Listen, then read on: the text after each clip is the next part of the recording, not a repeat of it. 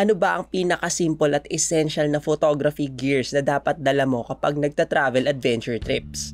Siyempre, dahil very limited yung mga pwede mong madala, dapat yung mga gamit na dadalhin mo ay yung pinaka-compact at importante lang.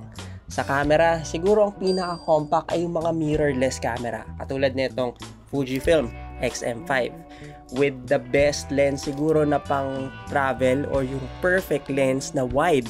So meron tayo ditong 10 to 24mm wide lens ang maganda para sa mga wide establishing shot, para dun sa mga lugar na pinupuntahan mo. So compact and lightweight. So syempre kailangan mo rin ng tripod. So ang pinakamagaan na material para sa isang tripod ay carbon fiber. So ito ay isang carbon fiber tripod pero full size tripod na kasi to.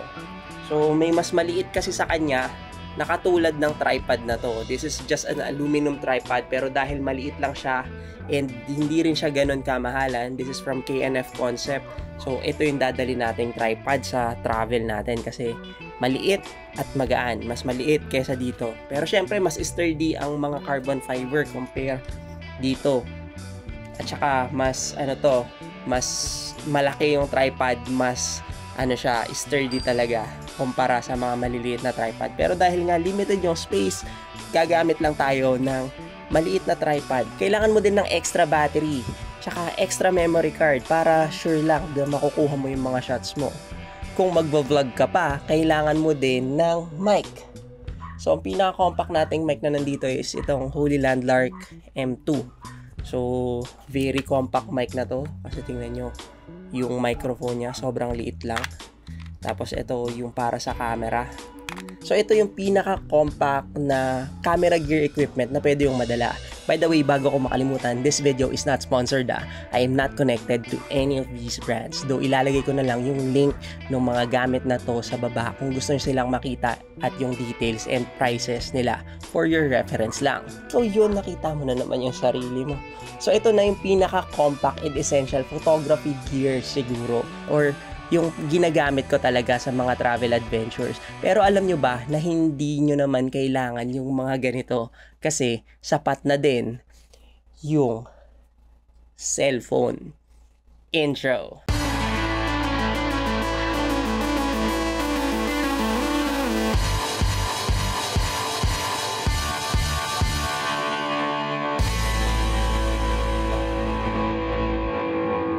Grabe ang haba ng intro ko, no? What is up guys? Hate here and welcome to another video. Kakagaling lang natin dun sa Mount Pulag trip natin as a tour joiner.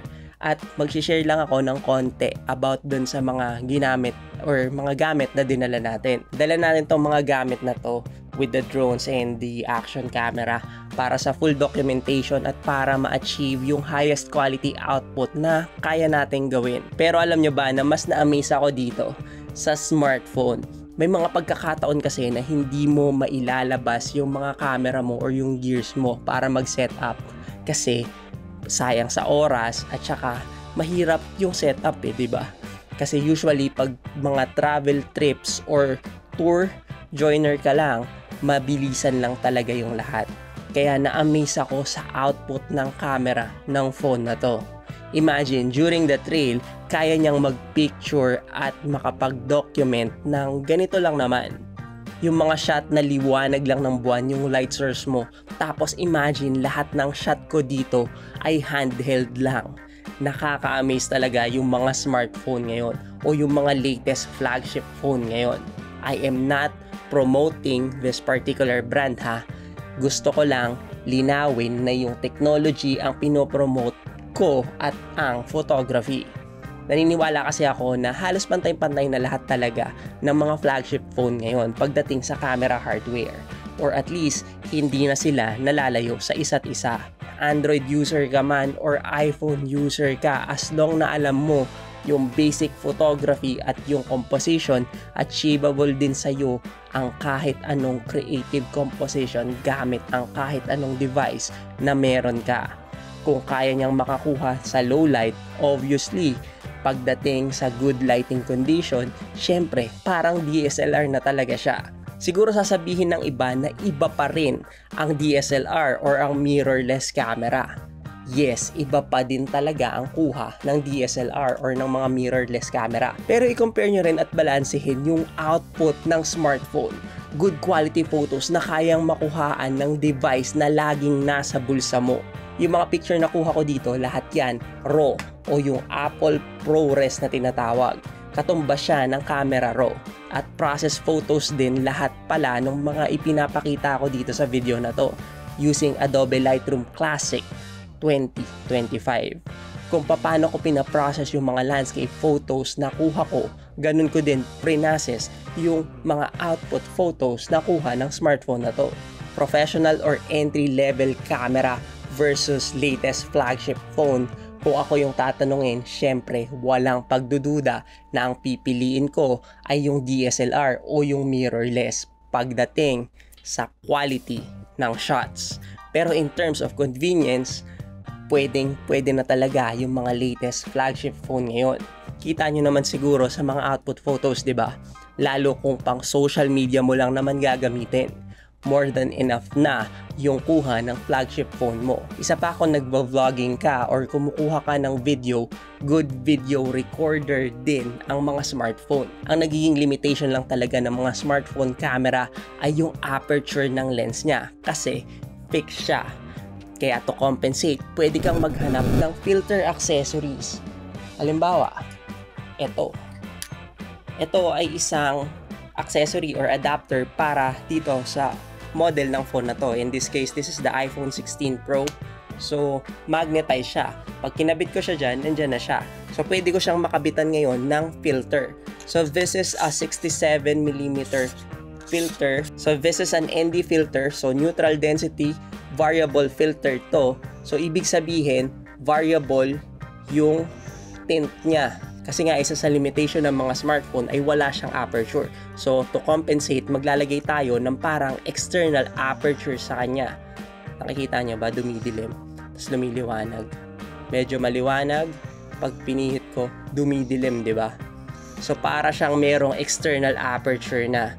So, same lang tong filter na to sa nilalagay sa mga lens na kaparehas niya ng size. Kung gusto pang dagdagan yung accessories niya, pwede kang maglagay ng mini tripod na parang selfie stick din. So, ito na yung mini tripod niya. So, nag-a-act na rin to as handle mo. At the same time, selfie stick din to. So, na-extend siya kung kailangan mong i-extend. Tapos, dahil nga tripod to, pwede mo na tong maitayo kung gusto mo. Na parang ganyan. Dala natin to lahat kasi hindi naman siya kalakihan dun sa adventure trip natin. Pero hindi ko rin siya nagamit kasi nga limited yung oras kung ilalagay ko pa siya dito habang nag-hike. Itong adapter na ganito na nilalagyan ng filter, meron tong iba-iba, depende sa cellphone model na gamit mo. Kung sa Android, meron din naman yun siguro. Hanapin nyo na lang. So ito na yung pinaka-photography gears mo. Imagine yung convenience nito kumpara dun sa pinaka-compact na travel adventure gears, di ba? Pag iPhone user ka nga pala, yung shot mo maganda na yan agad at wala ka ng option para ma-access yung manual controls. Hindi tulad sa mga Android phones na meron ka agad manual mode sa mismong app ng camera. If ever na gusto mo magkaroon ng manual mode sa iPhone, kailangan mo pang bilhin yung app. So, ang ginagamit nating app dito ay yung Moment Camera app na katulad nito. So, hindi siya libre. Hindi siya free, kailangan mo siyang bilhin. Hindi tulad ng sa mga Android na meron na siyang agad full access sa manual mode ng camera. Kaya sa tingin ko, mas matututo ka talaga ng photography kung Android yung phone mo. Kailangan mo lang talagang kalikutin yung phone para maintindihin yung basic ng photography. So ayun, anong masasabi nyo sa kuha ng smartphone? Pwede na ba? Bibili ka pa ba ng camera o bibili ka na lang ng latest flagship smartphone? Kasi sapat na sa'yo yung kuha niya. Share mo na lang siguro sa comment section sa baba yung sagot mo.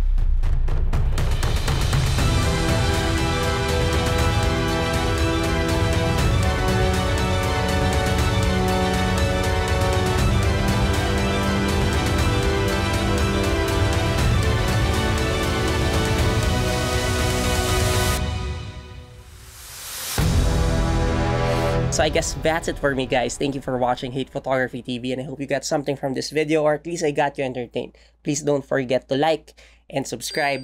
Once again, my name is Hate. See you in the next video. Mabuhay! Grabe naman to si Mingo, natulog lang talaga oh. Ano, Mingo? Nagliliparan na yung balahibo mo.